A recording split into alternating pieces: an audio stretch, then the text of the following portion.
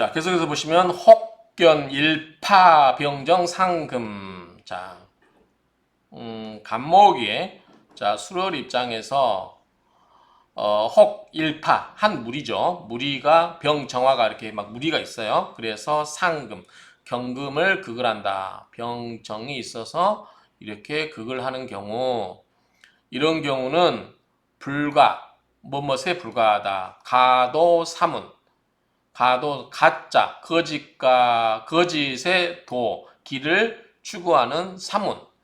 사문은 뭐예요? 뭐 선비 유학자를 보통 말해요. 그래서 사문에 보면 우아하다 고상하다 점잖다 했는데 문화나 문인 선비 학자 유학자를 말하기 때문에 그냥 선비라고 할게요. 선비나 유학자에 불과하다.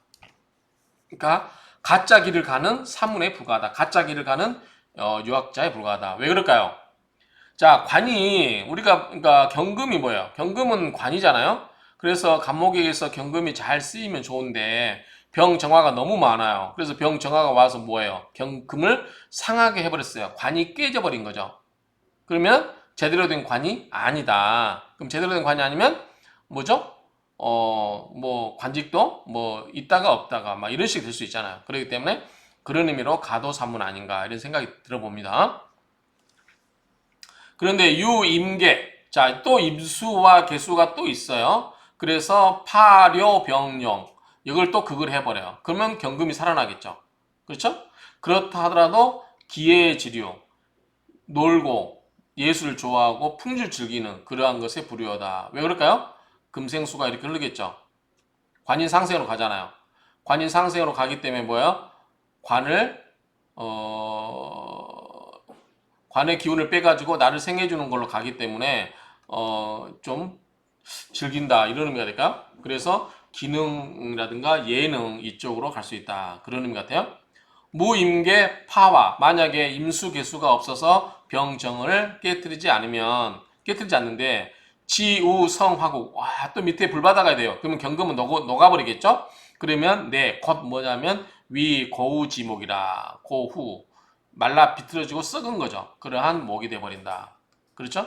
너무 불이끼리 많아서 경금이 녹아버리고 그렇기 때문에 간목음은 조율하죠. 너무 뜨겁잖아요. 그러니까 말라 비틀어져 버린 거죠. 그래서 그러한 것에 불과하고 유경 경금이 있어도 역 또한 하능 위력 무슨 어떤 능력으로 힘이 되겠는가? 왜냐하면 금인 화가 너무 강하기 때문에 경금이 녹아버리잖아요. 그렇죠? 그러다 보니까 이것은 정해진 거예요. 뭐요? 외롭죠. 빈, 가난하죠. 하천, 낮죠. 지배, 그러한 무리에 불과한다. 그 말이죠. 이것은 남녀일리, 남녀공이 똑같다. 이 말이죠. 그렇죠? 여기서 뭐 그 논리는 여기서 보면 될 것 같아요. 자, 여기서 간목이 수월에 있는데 경금이 있으면 이렇게만 있으면 좋죠. 정화 하나만 있으면 좋겠죠. 그러면 관이 투출해요. 이렇게 관이 투출해서 굉장히 훌륭하게 될 수 있다. 그런데 병정이 많아가지고 경금을 싹 죽여주고 있다. 그러면은 간목 입장에서는 별로 별 볼 일 없는 가도 사문이 되는 거죠. 그런데 다행히 임수개수가 나타나서 이것을 병정을 눌러줬다. 그래도 뭐야? 관인상생에서 경금의 기운을 빼버리기 때문에 관이 어떻게 풍류를 즐기는 쪽으로 가기 때문에 기회의 지류로 가버린다. 만약에 임수개수가 없는 상태에서 이 병정 이렇게 있는데 지지에 화가 불바다를 만들어준다. 그러면 뭐요? 간목은 메말라 비틀어지고 경금은 녹아버리기 때문이죠. 녹아버리겠죠. 그런 것은 뭐다? 외롭고 빈 가난하고 하천 아래 하천 그러한 무리에 불과하다. 그 말이죠. 오행의 생극지화로 한번 그렇게 풀어보면 될 것 같아요. 자, 설하고 병지를 보면 상문 위의 문장은 뭐냐면 말한 것이다. 뭐다? 배합지법. 배합의 법에 대해서 배합의 이치에 대해서 말한 것이다. 당연하죠?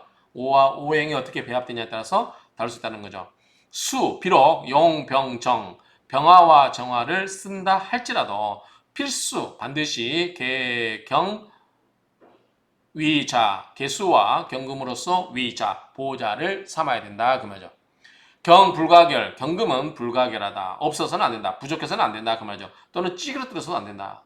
왜냐면 경금은 관의 역할을 하니까 그렇죠. 이미자죠. 이미 견상문 위에서 보았다. 차 이것을 신술 자세하게 서술하겠다. 개경 불가 혹결질이 자 개수나 경금이 불가 없어서는 안 되고 또는 결 부족해서도 안 되는 지리 이치에 대해서 설명을 하겠다. 밑에서 그런 이야기입니다. 왜 개수와 경금이 있어야 되냐 그 말이죠. 추목 가을의 나무는 화를 보게 되면 설목지수 목을 설기시키는 기운이 좋다. 가을이니까 뭐 신, 유, 술 다 마찬가지죠. 이제 간목은 이때 화를 보면 병화나 정화를 보면 목생화로 설기시킨다 그 말이죠. 그래서 굉장히 빼어나게 된다 그 말이죠.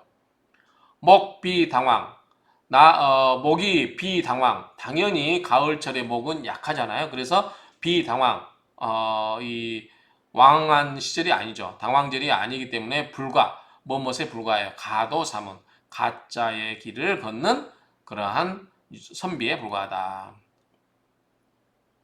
유임계 만약에 임수 개수가 있어서 병정화를 파괴한다. 자 임수나 개수가 있어서 병정을 극을하고 여기에 경금을 보호를 해주면 그만이죠.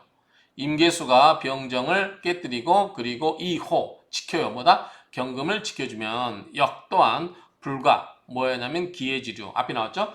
기해 그러니까 어떤 풍류를 즐기는 기해의 분야로 그런 쪽으로 관심을 갖는 선비에 불과하다. 그러니까 화가 강해서 경금이 노곤노곤해지면 이 사람은 가도사문 그냥 선비의 흉내만 내는 그러한 선비에 불과하고 만약에 수가 와서 그것을 화를 깨준다고 해서 뭐냐면 그러면은 경금이 살아나냐 금이 살아나죠 제대로 하냐 그렇지 않고 금이 그 수로 설계시키면서 노는데 집중하는 기회에 빠질 수 있다 뭐 이런 정도로 파악이 되죠. 그런 정도의 의미로 이해하면 될 것 같고요.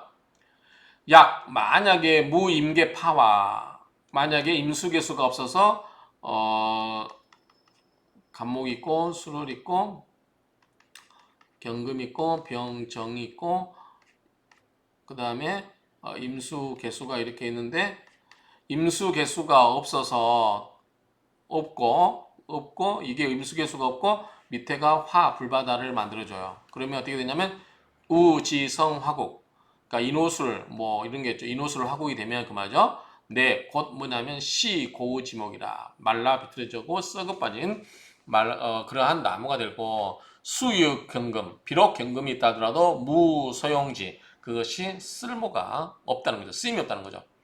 추목 가을의 목은 무기 기운이 없다. 기가 없다. 그래서 견화왕 즉 화가 왕을 보는 즉 성고목이 나무가 메말라 비틀어지게 마련이다.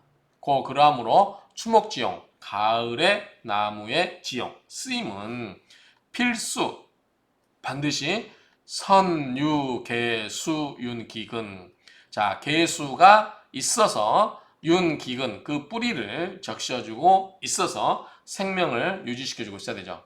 그리고 보호하는 거예요. 뭐야? 기생기 그 생기를 보호하는 거죠. 그 다음에 용경금정 자 경금과 정화를 써서 이 정화는 뭐죠?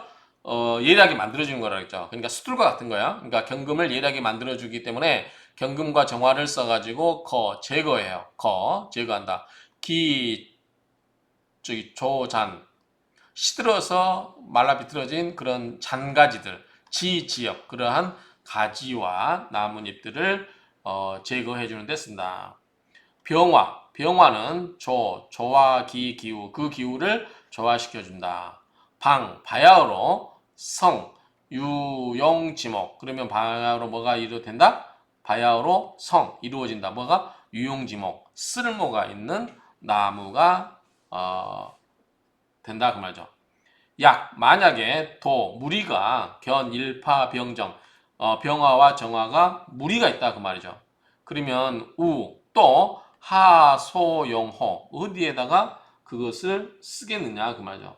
병정화만 있으면 거기에 쓸모가 있다 없다? 없다라고 보면 되겠죠.